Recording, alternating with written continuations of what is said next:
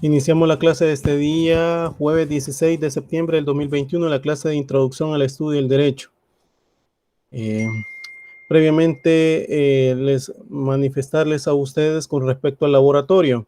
Según el, ¿cómo se llama? El calendario que nos da la universidad, y que ustedes pueden ver en la plataforma, pueden verificar que es a partir de la otra semana, que es del 20 al 26 de septiembre, el laboratorio, ¿verdad? Que sería el segundo laboratorio de la materia de introducción al estudio del derecho. Ahora bien, sobre ese laboratorio, pues, no sé, ya con todos los 4 que están acá, pues, diría yo que ponerlo para el día 23, próximo jueves 23 de septiembre, si es que les parece. Sí, por mi parte está bien. Ok. Está bien, Los Lick, está demás, bien. los demás están bien. El 23 sería el laboratorio, el próximo jueves 23 que estaríamos hablando. Buenas noches, Nancy, Carolina. ¿Me logra ver y Hola, buenas escuchar? noches, licenciado. Buenas noches, compañeros y compañeras. Un gusto. Ok. Logra escuchar, ver y escuchar, ¿verdad? Sí, es Ok, correcto. bueno. Bueno, entonces quedaríamos para el laboratorio para el próximo jueves, el segundo laboratorio de la materia de Derecho, de Introducción al Estudio del Derecho. Buenas noches, Marlene, y quiero ver quién más. Sería el 30, licenciado, el jueves 30. No, 23. Próximo El otro. 23. Ok. Ahorita Ve- no. Ajá, es que el segundo laboratorio está programado según calendario de la universidad, o es del 20 al 26. Estaríamos hablando que el segundo laboratorio sería para el próximo jueves, ¿verdad? La modalidad sería igual, ¿verdad? Voy a tratar de hacérselos a ustedes por ser laboratorio y porque no se suspende la clase de ese día, ¿verdad? Que ustedes lo hagan en el momento que crean oportuno, ¿verdad? Buenas noches, Priscila Getsemaní, ¿me logra ver y escuchar? Buenas noches, sí, licenciado. Ok. Bueno, entonces Gracias. quedaría así para el próximo jueves 23, ¿verdad? El segundo laboratorio de la materia de introducción al estudio del derecho. Por lo demás, ¿verdad? Todos están de acuerdo. Entiendo que ese día pues se pueden mover, pues si ustedes creen conveniente, o lo adelantamos, pero no lo podemos atrasar más. Sería el próximo jueves a más tardar. Sí, ¿verdad? Quedamos entonces así. De acuerdo, Lick. Ok. Iniciamos la clase entonces, pasamos, después de ese ¿cómo se llama? Anuncio que les estoy dando de la materia, pasamos a la clase correspondiente a este día. Iniciamos la clase con los asistentes, como son Jonathan Alejandro, Karina Guadalupe, Marlene Mercedes, Nancy Carolina, Priscila Gesemaní, Rodolfo Humberto y William Mauricio. 7 personas de Presente, licenciado. Ok, gracias. 7 personas de las 9 que están inscritas de la materia. Bueno, según esta parte, pues tenemos que hablar, ¿verdad? Sobre las disciplinas jurídicas de la materia de introducción al estudio del derecho, y sobre esa vamos a ir hablando, ¿verdad? La filosofía jurídica y la teoría general del derecho para esta noche, ¿verdad? En esa cuestión, ¿verdad? Clasificación de las disciplinas jurídicas. Ahora bien, para establecerla, pues, la clasificación de las disciplinas jurídicas, debo de decirles que las disciplinas que estudian el derecho, pues, suelen dividirse en dos grupos, ¿verdad? Como lo ven ustedes en la diapositiva, suelen hacerse como las fundamentales y las auxiliares. Cuando hablamos de las fundamentales, ¿verdad? La filosofía del derecho y la jurisprudencia técnica, ¿verdad? Que se establecen para ese mismo, y que son, digamos, las más importantes del segundo, que son la historia del derecho, el derecho comparado y la sociología jurídica, ¿verdad? Estas materias, pues, aunque difieren entre sí, no solo en lo que concierne a su objeto, sino en razón de sus métodos, pues, pero todas se complementan al momento de esa clasificación de las disciplinas jurídicas, ¿verdad?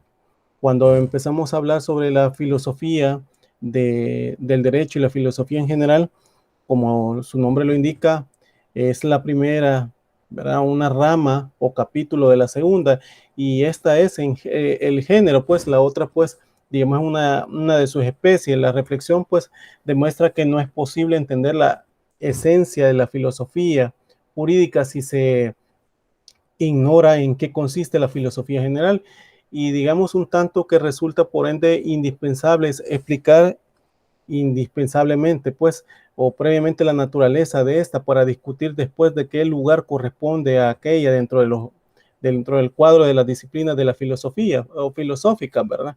Eh, Podemos decir de esa, digamos, un tanto su clasificación, y partiendo de ese supuesto, pues la ciencia y la filosofía, el concepto de la filosofía paralelamente a la noción de la ciencia, a fin de indicar en qué puntos coinciden, cuáles se separan, ¿verdad? Como podemos ver en esta en la diapositiva, ¿verdad? Y vemos que las especulaciones científicas y la filosofía revelan una conciencia fundamental en lo que a su última finalidad respecta, pues una y otra aspiran al descubrimiento de lo verdadero.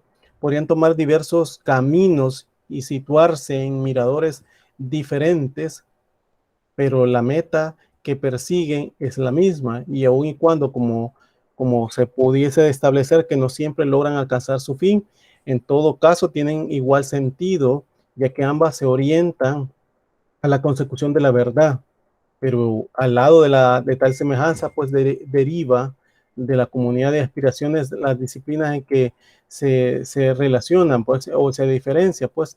La primera de estas estriba en diversas extensiones de los objetos que se estudian. Partiendo de ese supuesto, vemos que los conceptos de ciencia y filosofía pueden variar, ¿verdad? Y es que las ciencias son ensayos de explicación parcial de lo existente, en tanto que la filosofía pretende brindarnos una explicación exhaustiva del mundo del hombre y de la actividad humana, ¿verdad? Buscan en verdades aisladas en relación con aspectos especiales de lo real.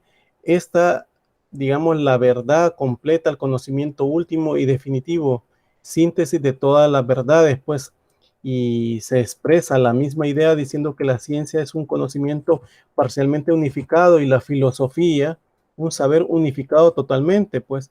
Al referirse a las especulaciones filosóficas debemos afirmar que se caracteriza por hallarse dirigida hacia el establecimiento de la verdad autónoma y pantónoma, ¿verdad? De la verdad autónoma en cuanto anhela el conocimiento fundamental originario, independientemente en el que todos los demás puedan cimentarse, pues de la verdad pantónoma, digamos que porque su fin no radica como el de la ciencia, pues en adquirir conocimientos fragmentarios, sino una visión omnicomprensiva, pues total de cuanto existe la filosofía, el problema de lo absoluto y los problemas, digamos, y el absoluto problema, pues una segunda diferencia, podemos decir, no menos importante entre el conocimiento científico y las especulaciones filosóficas consiste en que, digamos que para el caso de lo científico es puramente explicativo, en tanto para las especulaciones filosóficas, además de normativa, ¿verdad? Las ciencias investigan pues un tanto exclusivamente lo que es y pretenden explicar la filosofía, preguntándose también por lo que debe de ser la actitud del hombre ante el universo. No solo es contemplativa, sino que activa. La acción humana, pues, digamos que es una acción inteligente o conducta que debe tener una trayectoria, un sentido, pero trayectoria y sentido solo son posibles si se admiten que el mundo es únicamente realidad ajena a lo valioso, sino realidad en que vale. Pues, dos cosas, digamos que importantes a la inteligencia que se asombra ante el mundo, pues, y inquiere las causas del asombro, pues. Dos preguntas fundamentales que constituyen la filosofía es, en primer lugar, ¿qué es el mundo? O sea, preguntas que se hacen, ¿verdad? ¿Qué valor tiene?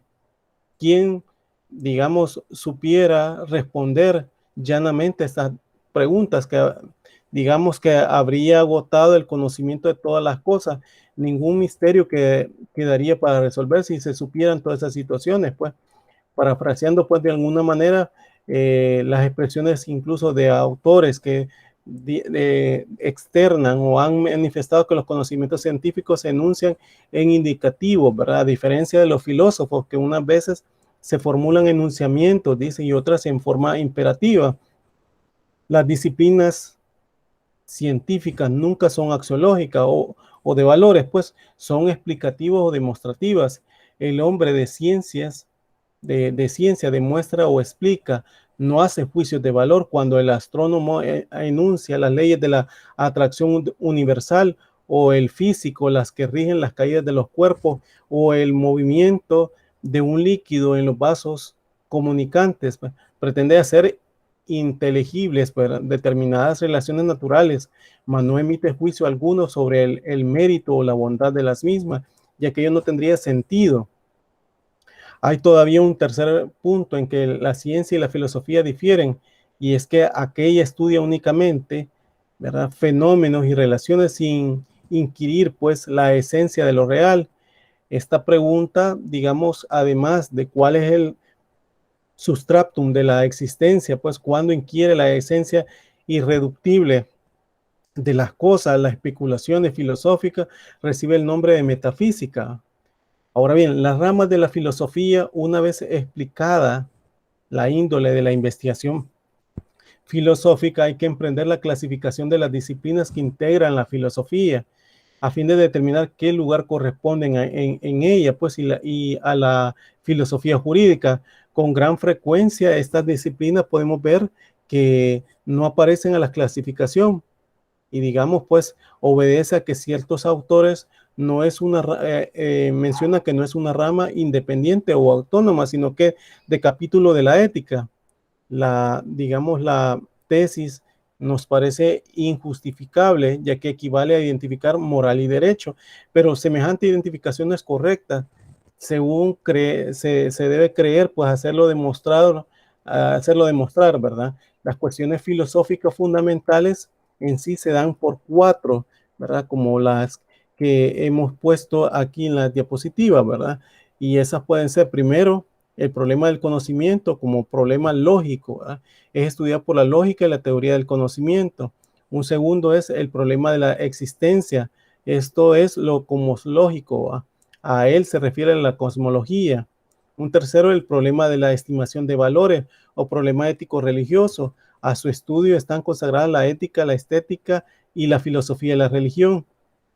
También está el problema de la conciencia. Este último constituye el objeto de la psicología, ¿verdad? Como pueden ver, estas son las 4 cuestiones filosóficas fundamentales, que se establecen. Y esto, pues, basándose en la clasificación, ¿verdad?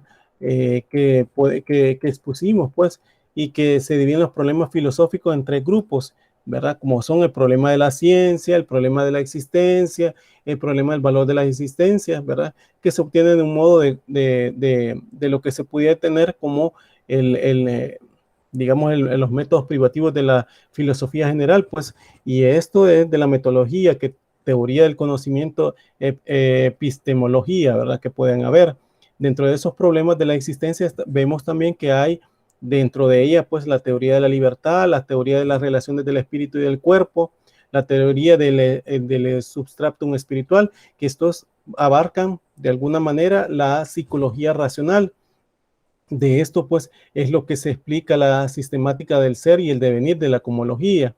El segundo, pues, los problemas de valor de la existencia, vemos que también están de la teoría de la religión, como es la filosofía de la religión, la teoría del arte, como es la estética, y la teoría de la conducta, como es la ética.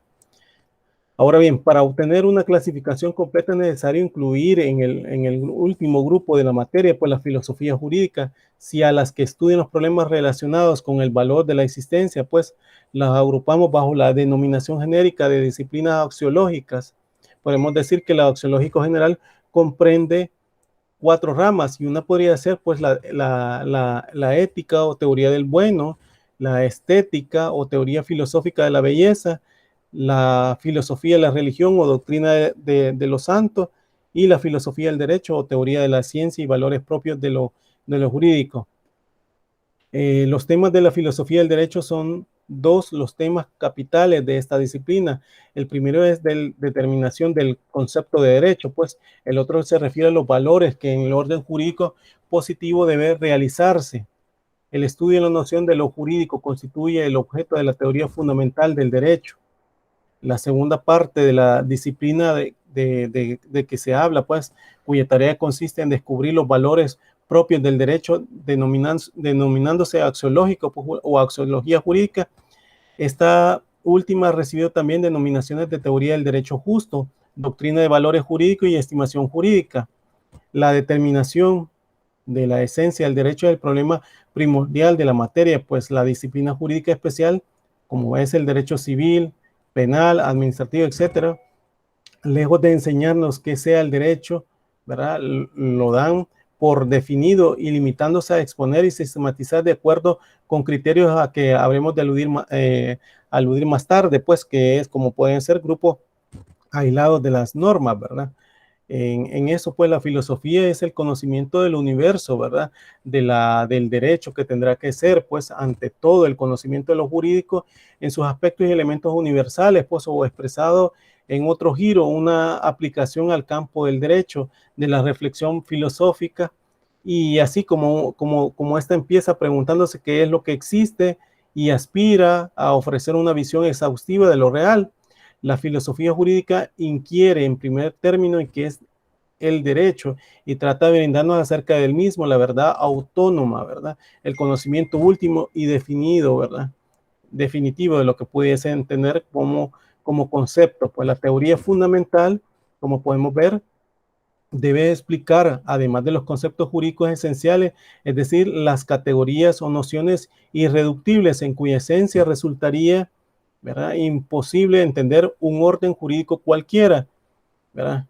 Al referirnos a los conceptos del supuesto jurídico, derecho subjetivo, deber jurídico y sujeto del derecho, encontramos indefectiblemente en todo un sistema, pues estos conceptos llamados también categorías jurídicas se distinguen de lo histórico o contingente, y a diferencia de aquellos, digamos, los contingentes no existen en todo el ordenamiento positivo. Las instituciones de la esclavitud, la aparcería, el robo de energía eléctrica, ¿verdad?, por ejemplo, no siempre han sido conocidas por los derechos que la historia registra, porque no son conceptos fundamentales, sino nociones históricas condicionadas. En cambio, nunca ha existido o no existe ni podrá existir un sistema jurídico en que no hayan sujetos, ¿verdad? Para eso podemos ver que de que no haya sujetos, pues deberes y derechos subjetivos, pues por tal razón se ha escrito, parafraseando una expresión kantiana, que tales nociones son categorías que condicionan la posibilidad de conocimiento del derecho. La axiología, como podemos ver, la axiología jurídica estudia los valores y a cuya realización debe aspirar el orden jurídico positivo. Para la mayoría de autores es, digamos, la justicia la finalidad suprema de este, pues algunos creen incluso o creen descubrir dicho fin en el bien común, y otros estiman que el valor jurídico fundamental es la seguridad, y es el caso del conflicto, ¿verdad?, que debe la justicia ser postergada de alguna manera en beneficio de la paz y el orden. Siguiendo la opinión más reciente, pensamos que los valores jurídicos no se excluyen de manera absoluta y que de alguna de las tareas de la estimativa es determinar el respectivo rango de aquello, ¿verdad? Por eso, pues, sobre la justicia, la seguridad y el bien común debe seguir otros, ¿verdad?, sobre la jerarquía de dichos fines. Ahora bien, la teoría general del derecho y la filosofía, en el último tercio del pasado siglo, diversos escritores influidos por la ideología positivista y deslumbrados por los progresos de la ciencia natural, sostuvieron que la filosofía del derecho debía ser reemplazada por una disciplina científica, cuyos métodos coincidieran con la investigación naturalista.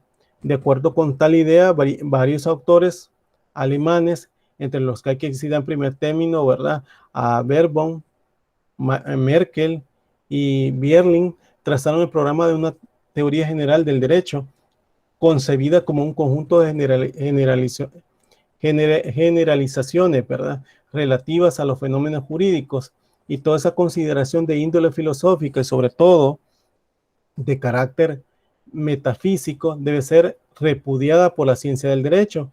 Esto pues para establecer la definición de lo jurídico, y pensaba los citados autores que hay que poner en práctica los procedimientos que se sirven por esto. Por ejemplo, el astrónomo y el físico, pues su método estrictamente experimental, llamándose inducción, y es una forma de injerencia que consiste en pasar del análisis de una serie de hechos o casos al establecimiento de un principio general que expresa sus atributos comunes y que pueden aplicarse también a los hechos semejantes y no investigados, pues, y inferencias, pues, inductivas que se pueden tener, pues, que son aquellas que de una serie de juicios particulares se deduce un juicio universal, sintetizador, ¿verdad?, o amplificador y distintos de ellos, pues, y son pues unas conclusiones de lo particular a lo general.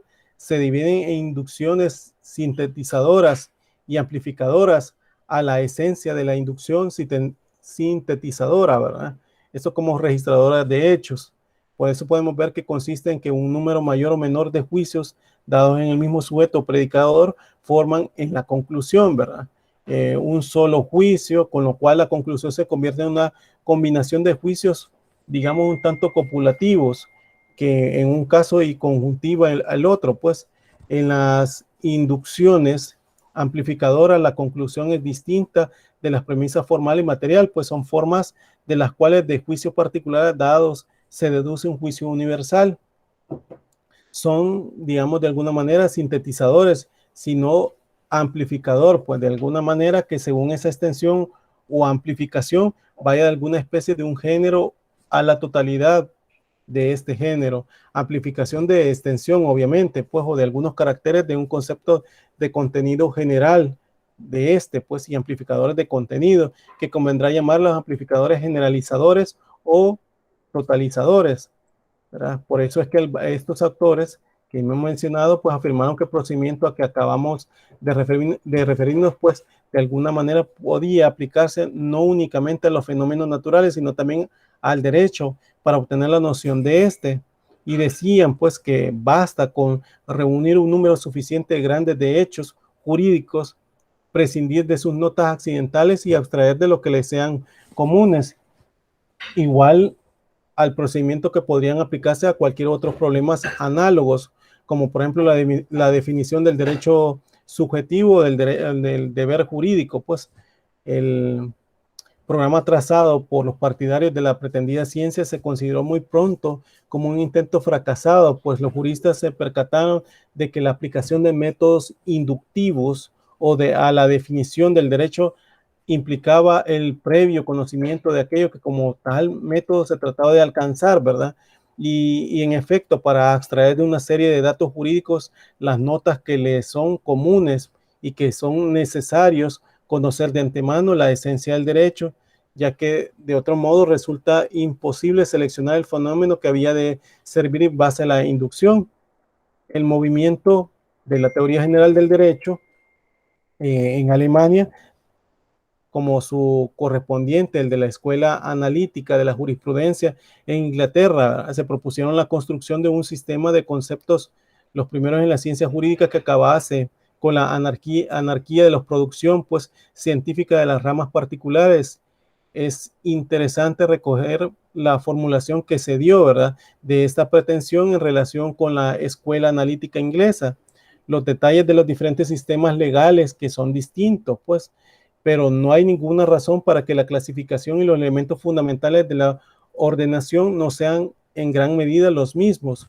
Los hechos de que la ley tiene conocimiento, y aunque muy lejos de ser idénticos de todas las sociedades civilizadas, son lo suficientemente análogos para permitir una organización de ellos dentro de los mismos cuadros.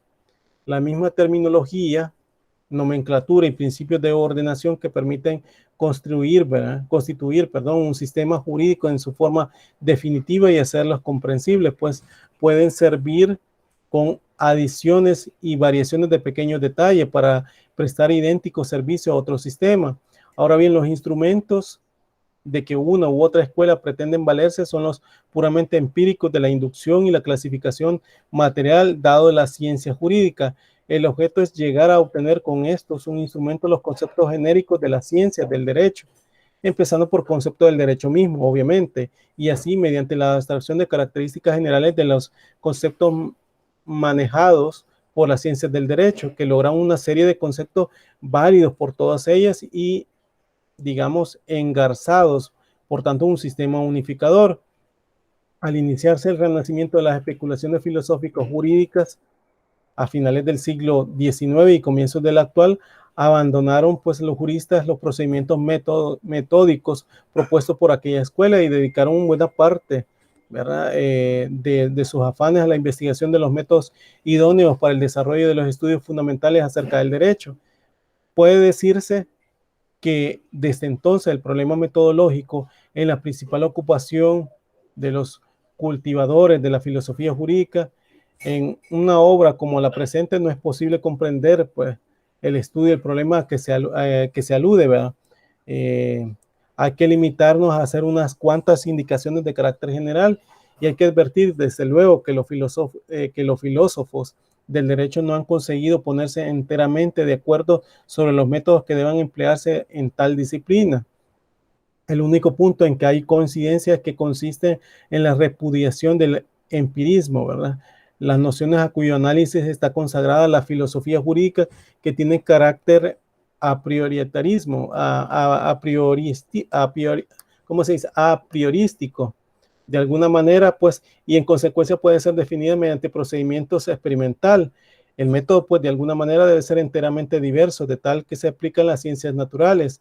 Si de alguna manera podemos decir, si prescindimos de este capital, pues coincide solo encontrarnos discrepancias, pues es posible, sin embargo, descubrir ciertas tendencias más o menos definidas que permiten una clasificación de las diversas escuelas, pues, y eso fue en el caso de las filosofías, pues las corrientes principales que están representadas por el formalismo y la filosofía de los valores, pues, entre los defensores de estas podemos citar, pues, el de Kelsen, ¿verdad? El Stanley. Entre las segundas puede ser, pues, de Radbruch y Lass, que esos famosos kelsenianos, ¿verdad? De alguna manera han aplicado el estudio del derecho en métodos fenomenológicos, ¿verdad? Que pudiesen verse o que pertenecen también al grupo de juristas fenomenólogos, ¿verdad? Que ellos quisieron o dieron a entender conceptos propios de la filosofía del derecho, ¿verdad? Partiendo de ese supuesto.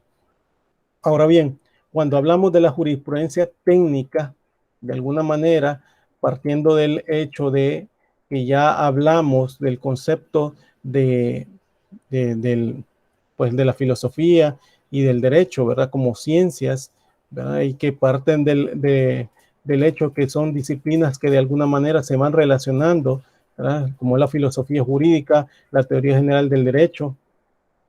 Es importante entonces entrar a conocimiento de situaciones que pudiesen verse, ¿verdad? A raíz de la situación de lo que pudiésemos entender, ¿verdad? De alguna manera con la jurisprudencia técnica. Ahora bien, la jurisprudencia técnica tiene por objeto la exposición ordenada y coherente de los preceptos jurídicos que se hallen en vigor en una época y un lugar determinado y el estudio de los problemas relativos a su interpretación y aplicación. Tomando en cuenta la definición, ¿verdad? Podemos decir que la citada disciplina ofrece dos aspectos fundamentales, uno teórico y otro pues sistemático, otro técnico o práctico. Cuando hablamos pues entonces, el teórico es una exposición de las reglas jurídicas que pertenecen a un ordenamiento temporal y especialmente circunscrito, pues cuando hablamos también al técnico práctico, el arte de la interpretación y aplicación de las normas legales o consuetudinarias o de costumbre que son las que la integran, ¿verdad? La jurisprudencia técnica es una doctrina del orden positivo, ya que no versa como la teoría jurídica fundamental sobre la esencia del derecho, ni estudia los valores supremos del mismo, como la axiología jurídica de los valores, sino que se reduce a la sistematización de las reglas que constituyen determinados ordenamientos e indica en qué forma pueden ser resueltos los problemas que su aplicación suscita. Al emprender dichas tareas procede de manera dogmática y que se puede decir que no examina la justificación de las disposiciones que componen cada derecho positivo, sino que por el contrario considera a todas como intangibles y autárquicas, ¿verdad? O sea, como un conjunto de normas en relación de las cuales el problema se estimó como no debe siquiera ser planteado, pues y esas características que vemos de la jurisprudencia técnica revela una diferencia fundamental con la filosofía jurídica, ¿verdad? Cuando hablamos pues del orden positivo es un conjunto de reglas cuyo valor se discute, pues podemos ver también con el caso pues del segundo pues, como una pretensión cuya justificación depende del sentido que se encierran y los valores que realizan.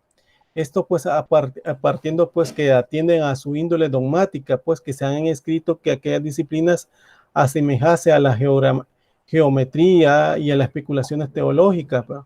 Así como geometría, pues que parten de sus desarrollos de axiomas o verdaderos evidentes que no necesitan ser demostrados.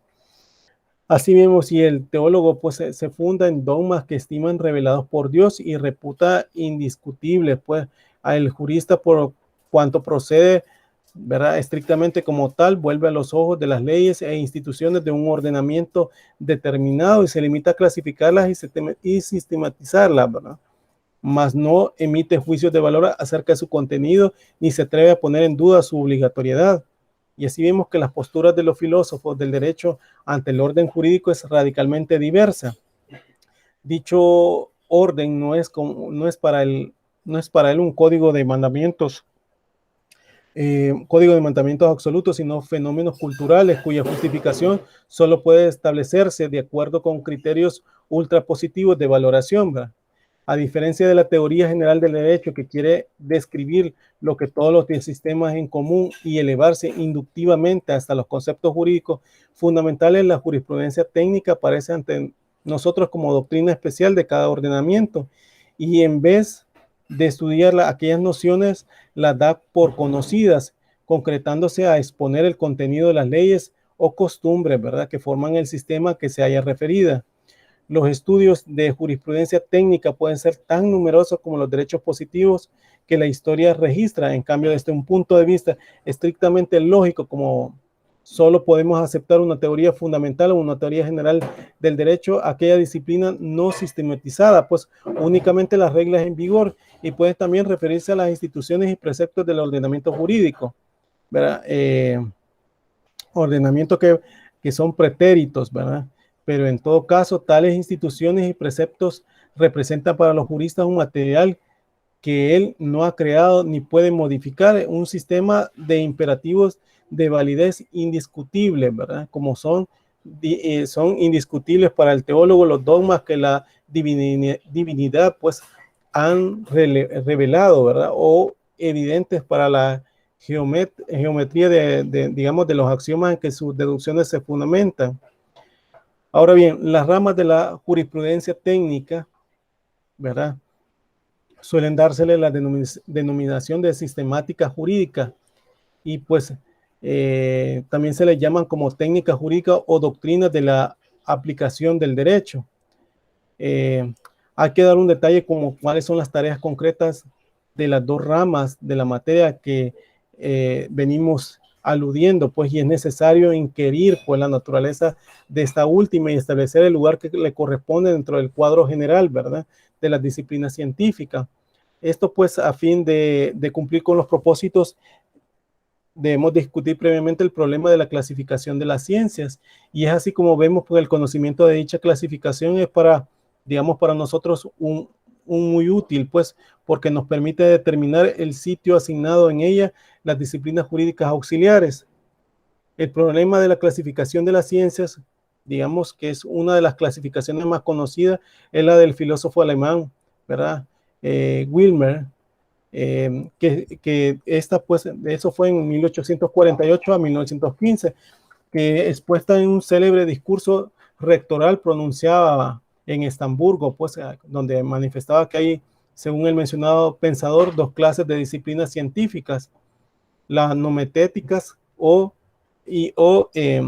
como le decía él, ideográficas, las del primer grupo, científicas leyes que expresaban las relaciones necesarias que existen entre los fenómenos naturales, y la segunda decía que era la ciencia de sucesos, que establecía que estudiaban los hechos pretéritos que en su individualidad característica, ¿verdad? Y estas últimas suelen dársele la denominación de ciencias históricas. Nomotéticas, como les decía, pues no desdeñan el examen de los hechos, pero cuando los toma en cuenta, lo hace en el deseo de descubrir lo que tienen en común con otros, pues, o a fin de establecer sus efectos en su causa.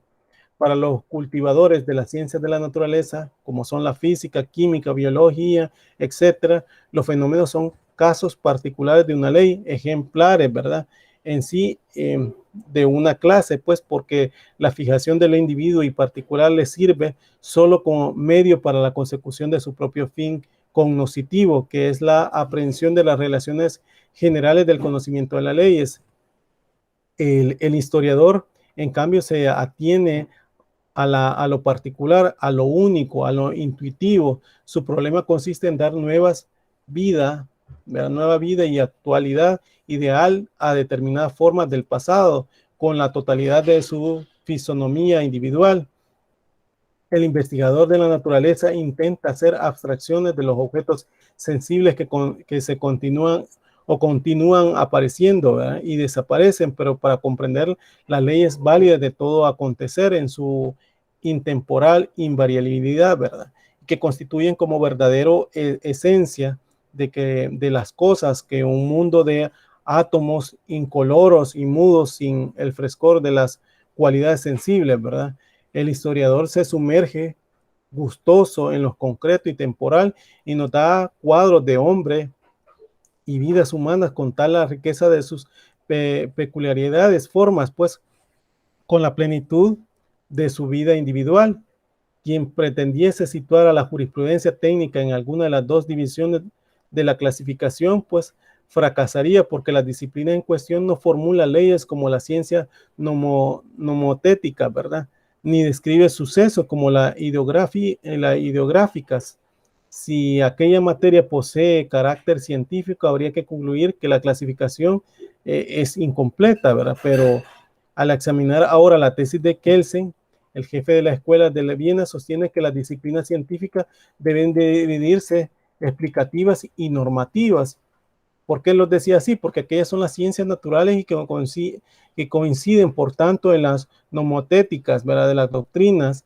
Las segundas, pues, que no figuran en la clasificación de las primeramente estudiadas, pues, y que se caracterizase, bueno, en que el objeto no estriba en explicarse lo real, sino conocer normas, es decir, reglas de conducta que postulan deberes.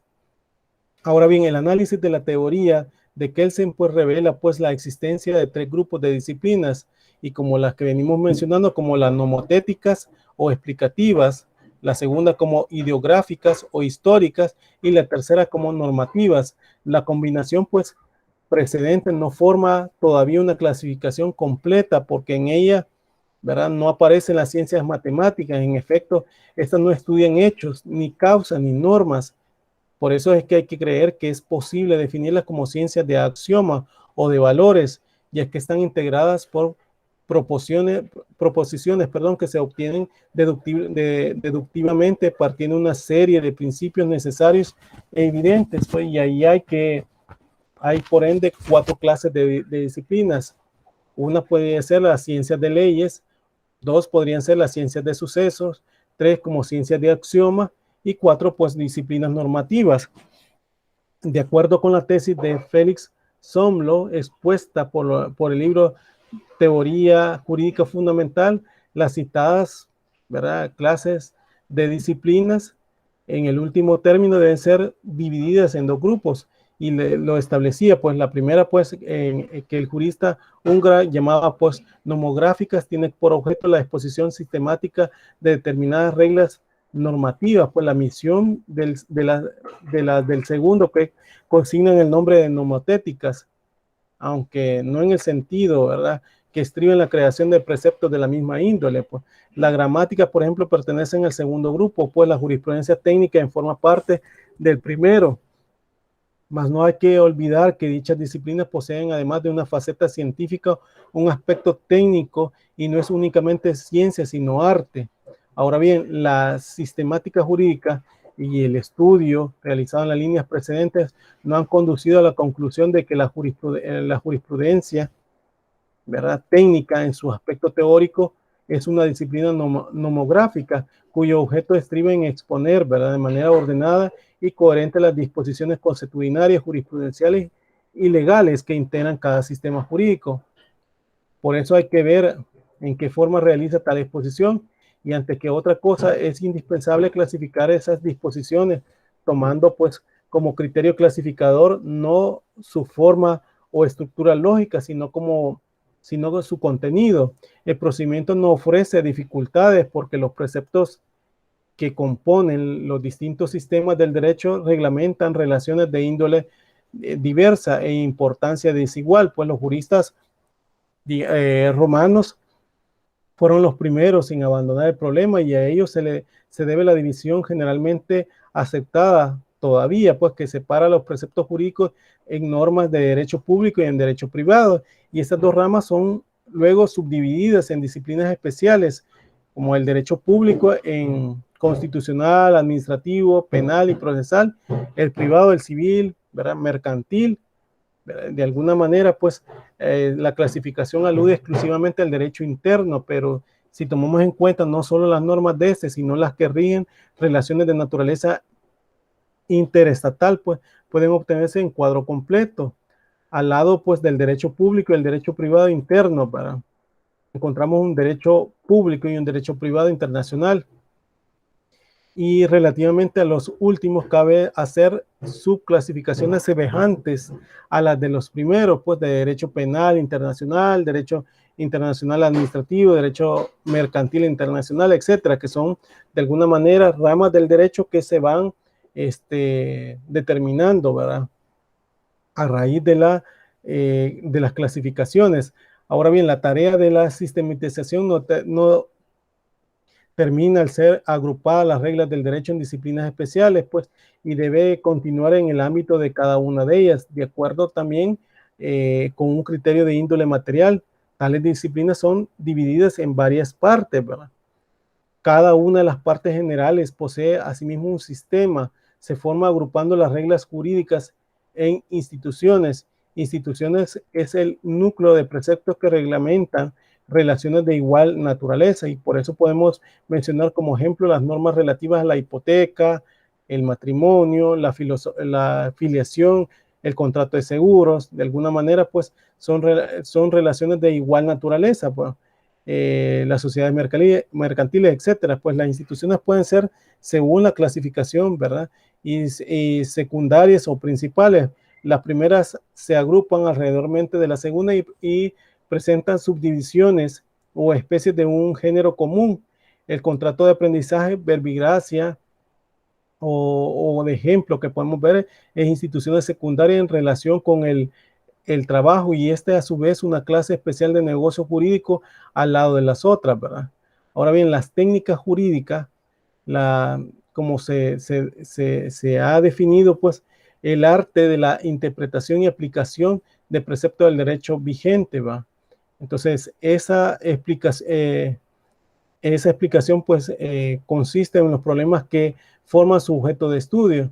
La interpretación, podemos decirle que todo precepto jurídico que encierra un sentido, pero este no siempre se haya manifestado, ¿verdad?, con claridad. Si la expresión es verbal o escrita, puede ocurrir que los valores que la integran poseen acepciones múltiples, o que la construcción sea defectuosa y haga dificultar la inteligencia de la frase. Por eso, en tal hipótesis, el intérprete se ve obligado a desentrañar pues la significación del mismo y el conjunto de procedimientos destinados al desempeño de esta tarea constituyen la técnica interpretativa, pues, y esta fue la labor, ¿verdad? De que debemos de hablar porque representa un trabajo previo relativamente al acto por el cual las reglas del derecho son aplicadas. Ahora bien, los autores, pues, de alguna manera han visto que la interpretación puede ser privada, judicial o auténtica, ¿va? Cuando hablamos, pues, de la privada, es obra de particulares y estos son especialistas que se hablan de interpretación doctrinal. Cuando se habla de alguna manera judicial, proviene de los jueces o tribunales encargados de aplicar el derecho a casos concretos, ¿verdad? Y cuando hablamos de la auténtica, la realiza el mismo legislador con la mira de fijar el sentido de las leyes que se ha dictado y que se le da el nombre de interpretación legislativa. Ahora bien, la integración o la interpretación solo resulta posible cuando hay preceptos que deben de ser interpretados, pero puede presentarse el caso de una cuestión sometida al conocimiento de un juez que no se encuentra previsto en el ordenamiento positivo, ¿va? Si existe una laguna, debe el juzgador llenarla. La misma ley le ofrece los criterios que han de servirle para el logro de tal fin. Casi todos los códigos disponen en esas situaciones de este tipo que hay que incurrir a los principios generales del derecho, el derecho natural o a la equidad, pero la actividad del juez no es en esta hipótesis, ¿verdad?, interpretativa, sino constructiva. En efecto, no habiendo normas aplicables, no pueden hablarse de interpretación, ya que esta debe referirse siempre a un determinado precepto. El juzgador ha dejado de ser exégeta y se encuentra colocado en situaciones comparables a la del legislador, que se debe establecer las normas para el caso concreto sometido a su decisión. Más tarde podemos ver cuáles son las limitaciones a dicha labor ha de quedar sujeta, pero lo único que por el momento nos interesa es subrayar, ¿verdad? Que además de la función puramente interpretativa, los jueces y tribunales desempeñan una labor creadora, ¿verdad?, creadora de jurisprudencia, pues, y adoptando la terminología empleadora, pues, que tal actividad conviene del nombre de la integración. Ahora bien, la vigencia, llegado el momento de la aplicación, puede presentarse el problema que consiste en determinados si los preceptos que se prevén en el caso sometido a la consideración del juez están vigentes o han sido derogados. Ya hemos visto, pues, cuáles son las reglas que sobre la iniciación, duración y extinción de la vigencia establecen nuestras leyes, pues, para su vigencia como leyes que pueden ser, ¿verdad?, como la vimos en la iniciativa, y como lo determina a partir de allá del 133 de la Constitución, pero también podemos verla como la retroactividad, ¿verdad? Una de las cuestiones más arduas que pueden surgir en el momento de la aplicación, que estriba en saber si una disposición legislativa puede aplicarse a situaciones jurídicas concretas. Cuando hablamos de la retroactividad, pues hablamos que la norma va a ser aplicada de manera retro, es decir, anterior a lo que pasó, desde el momento que ¿cómo se llama?, se promulgó.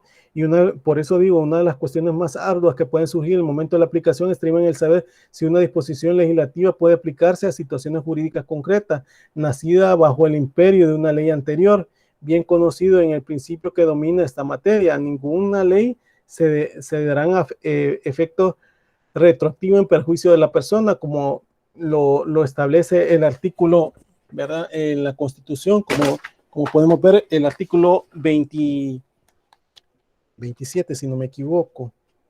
Permítame, vamos a ver.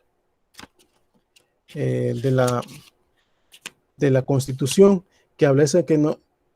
21 dice, el artículo 21, las leyes no pueden tener efectos retroactivos, salvo en materia de orden público, dice. Y en materia penal, cuando la nueva ley sea favorable al delincuente. Y aquí dice que la Corte Suprema de Justicia tendrá siempre la facultad para determinar dentro de su competencia si una ley es o no de ley pública. Entonces, este artículo 21, como podemos ver, establece esa manera el principio de la no retroactividad, ¿verdad?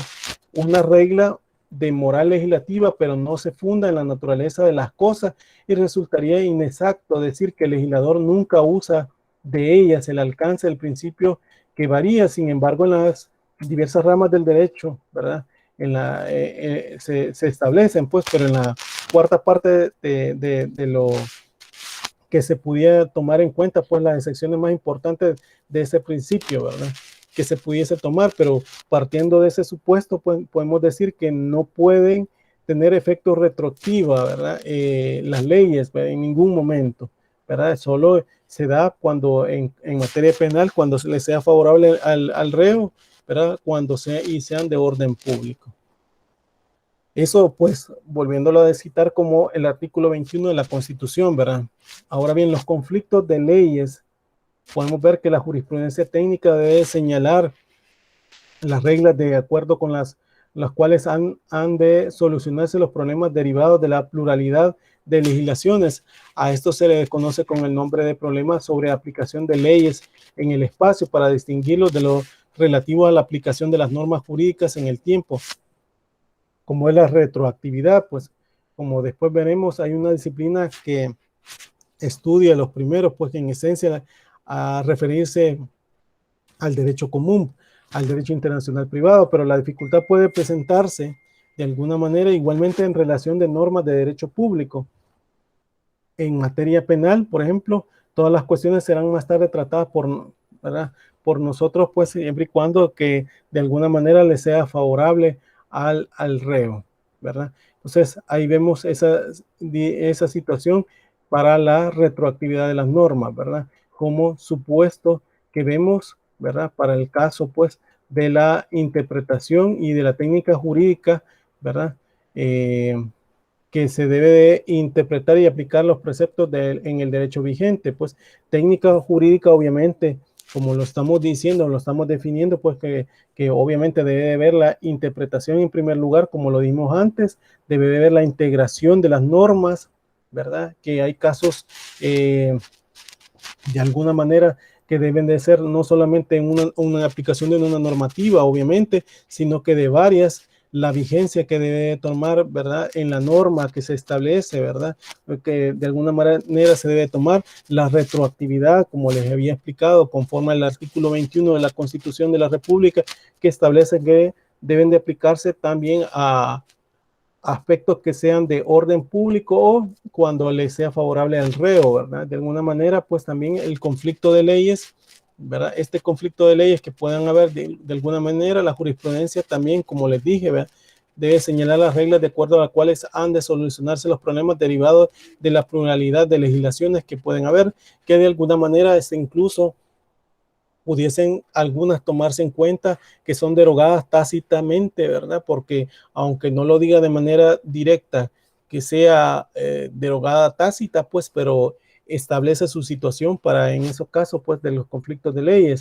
Recuérdense que por allá, por el artículo 50 del Código Civil, establece también de alguna manera cuándo es que deben de tomarse en cuenta la prevalencia de las normas, ¿verdad? Y generalmente, pues, sobre la general, y ese 50 del Código Civil establece que dentro de las generales, pues, prevalecen las especiales en la materia que se están explicando, y entonces aquí estamos hablando de una general y una especial, prevalece la especial, ¿verdad?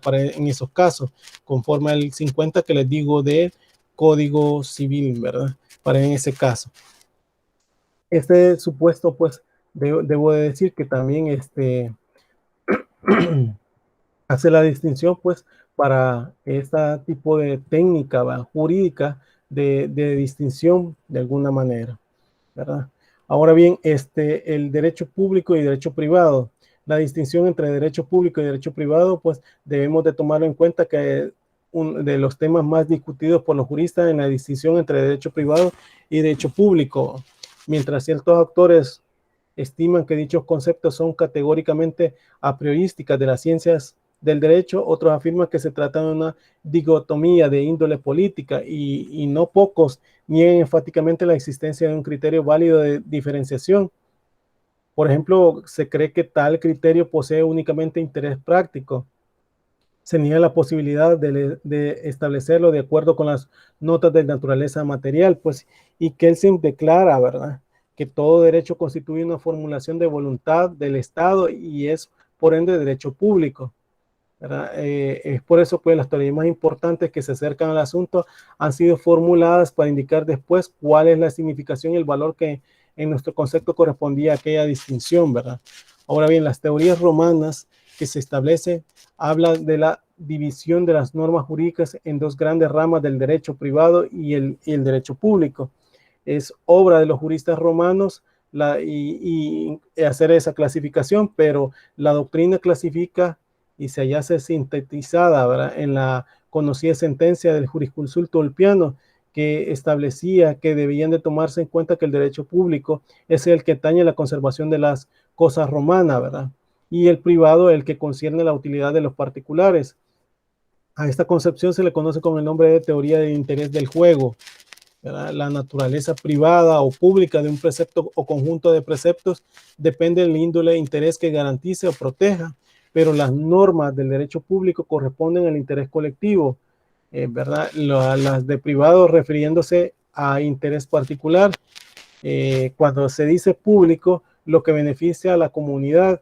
El derecho público es, pues, el que regula relaciones provechosas para el común, por decirlo así, pues la facultad es que el derecho público, de alguna manera, de alguna manera, pues el derecho público se pudiesen tomar, ¿verdad?, de alguna manera que regula relaciones provechosas para el común, pues, y la facultad del derecho público, por ejemplo, las gobernativas del empleado, el derecho del voto del ciudadano, concediéndose, pues, para ser ejercitadas en el orden de bien general, pues, y el derecho público rigen los poderes que se hallan directamente al servicio de todo, es decir, al pueblo, pues. En cambio, los derechos privados, por ejemplo, el de propiedad, perdón, los que tienen el interesado para sí antes que nadie, pues, hallándose, pues, al servicio de su poder, de su voluntad o de autonomía de la voluntad que se hace, pues, sobre una propiedad que sea valga la redundancia, sea de su propio interés, ¿verdad? ¿Qué valor debe atribuirse a ese criterio? Pues, en contra de la teoría del interés han sido esgrimidas numerosas objeciones y por eso se han establecido principales, como son la nota del interés, que en juego es criterio sumamente vago, que por otra parte los autores de la doctrina no se tomaron al trabajo de definir, pues, cuando hablaban de la nota del interés, ¿verdad?, en juego, cuando hablan también de la teoría clásica, de que desconocen o parecen ignorar el hecho de que los intereses privados y públicos no se hayan desvinculado, sino que por el contrario fundados, ¿verdad?, de tal manera que es difícil cuando no es posible señalar que cada caso donde termina el particular y donde empieza el colectivo, pues. Y tres, podemos decir que si se acepta el criterio, ¿verdad?, preconizado de los romanos, pues la determinación de la índole privada o pública de una institución o de una norma de derecho queda por completo al arbitrio del legislador, ya que éste será quien establezca en cada caso, digamos, según sus personales convicciones, qué intereses son del orden público y cuáles de naturaleza privada. Y en tal hipótesis, pues la distinción puramente formal resultaría sujeta a consideraciones de oportunidad, ¿verdad?, fundamentalmente políticas, que le quitan todo valor científico. Y debemos de pensar que el error más grave de la teoría estriba en proponer como criterio una clasificación que se pretende valorar, ¿verdad?, objetivo, o de darle valor objetivo a una noción esencial subjetiva. Quien dice interés en el sentido propio, pues el término alude a apreciaciones que una persona hace de determinados fines, pues tener interés en algún significa atribuir valor a la importancia de una realización, esto pues independientemente que resulte o no intrínsecamente valioso, pues de aquí todo el interés sea por esencia subjetivo. Tal interpretación de términos sirve de base a las técnicas de las objeciones numerosas, ¿verdad? Si el interés es algo subjetivo, la determinación de la índole de los fines del derecho ha de realizarse que queda necesariamente sujeto al árbitro del legislador. la importancia de establecer un criterio material de distinción entre el derecho público y el derecho privado, la imposibilidad reconocida en nuestros días por un número siempre creciente de juristas, dice, pueden verificarse que el hecho de que hay más de un centenar de definiciones diferentes de esas dos especies de derecho, de las cuales ninguna ha podido adquirir una aceptación más o menos general, ¿verdad? Sobre ese punto que habrán, digamos, obras que lo caracterizan, pues, y el criterio de la oposición entre derecho público y derecho privado expone teorías acerca del indicado tema para concluir que ninguna de ellas es satisfactorio. Querer dividir las normas del derecho en función de los intereses que aspiran o realizan equivale, según dice Kelsen, a hacer una clasificación de los cuadros de un museo de acuerdo con su precio, pues, y no es posible hablar de normas exclusivamente destinadas al logro del interés individual, porque todo precepto tiene que como meta la realización de los intereses de ambos géneros. Desde el momento en que una norma del derecho protege un interés individual, esa protección constituye un interés colectivo, pues cuando el orden jurídico tiene normas reguladoras de préstamo, normas jurídicas privadas, indudablemente pónese de manifiesto que existe interés colectivo en la existencia de tales normas, y de modo análogo como en cada caso positivo del derecho administrativo penal, el derecho público, uno y otro, a no dudarlo, pues puede determinarse el hombre cual se reconoce un interés de tal norma, lo cual se convierte en protectora de ese interés. Esto último no aparece tal grado en derecho político y procesal, porque estos no contienen normas jurídicas autónomas y perfectas. Según la teoría del interés, la antítesis del derecho público y privado coincide, ¿verdad?, en cierto sentido y considerada en algunos de los aspectos con la antítesis del derecho objetivo y subjetivo que señala en la misma teoría el interés protegido, es decir, el derecho subjetivo es siempre el interés individual y la protección del interés, es decir, el derecho objetivo es siempre el interés colectivo. Eso debemos de ver que también la teoría de la naturaleza de la relación, las doctrinas más generalmente aceptadas, consiste en sostener que el criterio diferencial entre derechos privados y públicos no debe buscársele en la índole de los intereses protegidos, sino en la naturaleza de las relaciones que las normas de aquellos establecen. Es decir, una relación es la coordinación cuando los sujetos que en ella configuran encontrándose colocados en un plano de igualdad, como ocurre en los dos particulares que celebran un contrato de mutuo o de compraventa, que pudiesen ver, pues, o que se pudiesen determinar, pues los preceptos del derecho dan origen a relaciones subordinadas, cuando por el contrario, las personas a quienes se aplican no están consideradas como jurídicamente igual, ¿verdad? Es decir, cuando en la relación intervienen el Estado en su carácter de entidad soberana y es un particular, las relaciones de coordinación o igualdad no solo pueden existir entre particulares, sino entre dos órganos del Estado o entre particulares y el Estado, pues. Y cuando el último interviene en carácter de poder soberano, la relación es del derecho privado si los sujetos del mismo encuentran colocados por la norma en un plano de igualdad y ninguno de ellos interviene por entidad soberana. Es de derecho público si se establece un particular, ¿verdad?, y el Estado cuando hay una subordinación del primero al segundo, o si los sujetos de la misma pues son dos normas del derecho público o dos del Estado soberano.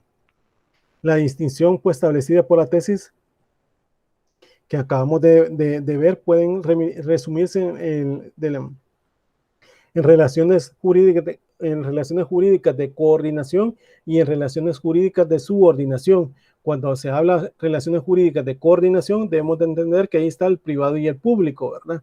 Cuando hablamos hay unas relaciones jurídicas de subordinación, el derecho público puede ser, ¿verdad?, entre el Estado y el público, o el público y el Estado, ¿verdad?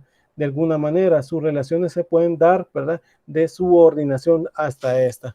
El Estado puede entrar, por consiguiente, tanto en relaciones de coordinación como subordinación, pues, con los particulares. El problema reduce, pues, a determinado cuál es el carácter con que figuran las relaciones jurídicas, pero existen un criterio firme para establecerlo, cuándo debe el Estado ser considerado como entidad soberana y cuándo se halla en un plano de igualdad con los particulares. Debemos de tener en cuenta que la tesis de Rogin, que este autor ha determinado la relación que acabamos de plantear, diciendo que la calidad en que el Estado interviene en relaciones jurídicas pueden determinarse examinando si la actividad del órgano en que se trata se encuentra sujeta a una relación especial o de leyes comunes. Si existe una legislación especial establecida con el propósito de regular, ¿verdad?, la relación, esta es de derecho público. Si por el contrario el órgano estatal se somete a la legislación ordinaria, por ejemplo, cuando el Estado compra a un particular determinadas mercancías de acuerdo a las normas del derecho común, la relación es de derecho privada. Conclusión, podemos decir que hay que creer que ninguna de las teorías elaboradas para distinguir el derecho privado y el público, y de las cuales únicamente hemos expuesto, las más conocidas resuelven satisfactoriamente el punto. En última instancia, todas ellas hacen depender de la voluntad estatal la determinación del carácter de cada norma o conjunto de normas.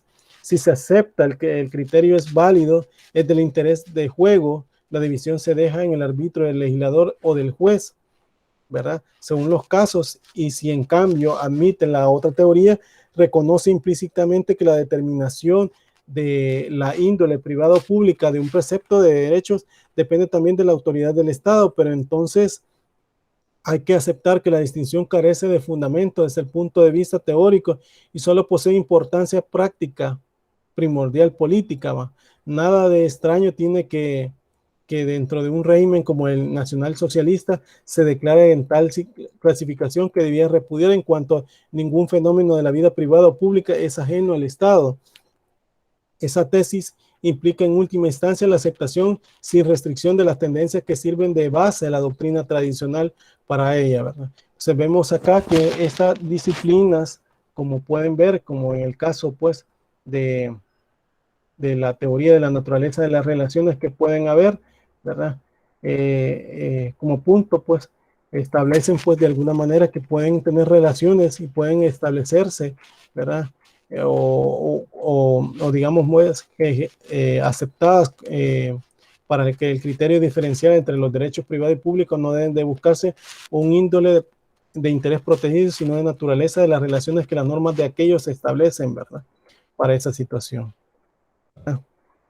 Entonces, hasta ahí pues podemos ver en ese caso de las disciplinas, ¿verdad?, que hemos estudiado. Ahora bien, no sé si hay preguntas hasta este momento para lo que hemos hablado, ¿verdad?, de esta noche sobre estos puntos que hemos tratado. Yo sé que son momentos un tanto cansados, ¿verdad?, porque son situaciones, si vemos también de lo que se pudiese entender, ¿verdad?, incluso de ciencia, de filosofía, de relaciones de las normas que se deben de poner, ¿verdad?, de las técnicas para su redacción, de alguna manera se pueden profundizar y puede ser un tanto tediosa, pero sin embargo, pues nos dan a demostrar un tanto la situación de cómo podemos estudiarla y cómo podemos interpretarla a la vez, ¿verdad? No sé si hay alguna pregunta hasta este momento sobre ella, ¿verdad? Recuérdense que el laboratorio es para el próximo jueves 23, ¿verdad? Como lo dije al inicio de la clase, jueves 23, y va a ser, pues, obviamente un laboratorio que se va a hacer sin suspender la clase, ¿verdad? Debemos de tomar en cuenta esa situación. Sí. Rodolfo iba a preguntar algo. Nada, no. Rodolfo. Ok.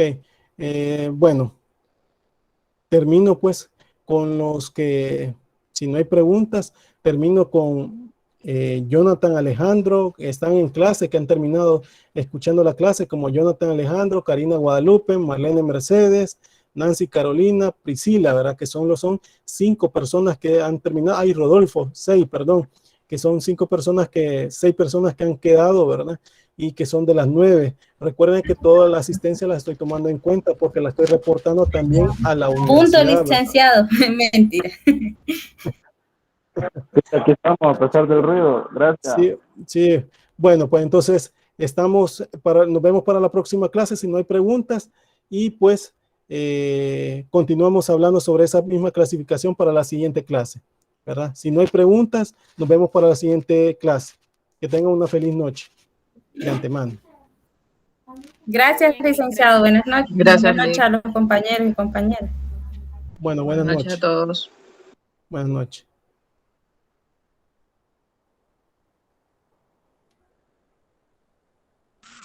Buenas noches, Lick. Buenas noches.